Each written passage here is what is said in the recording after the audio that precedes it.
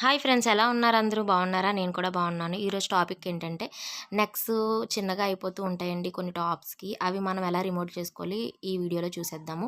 ముందు వెనకాతల మొత్తం బద్దిలాగా ఇచ్చాడు కదండి, అదంతా కట్ చేసేసుకొని భుజం దగ్గర ఒక అటువైపు ఇటువైపు కూడా కుట్లు విప్పేసుకొని దీనికి మ్యాచింగ్ ఏదంటే వైట్ కలర్ అయితే నేను తీసుకున్నాను. క్రాస్గా కటింగ్ చేసుకొని దాన్ని అటాచ్ చేసుకోవాలి. తర్వాత ఇప్పుడు మనం ముందుగా కట్ చేసుకున్నాం కదా నెక్స్కి ఈ వైట్ కలర్ దాన్ని అటాచ్ చేసుకోవాలన్నమాట. క్లాత్ని అటాచ్ చేసుకొని మధ్యలో టాకాలు పెట్టుకోవాలి. అప్పుడే గోటి థ్రెడ్ తిరుగుతుంది అనమాట.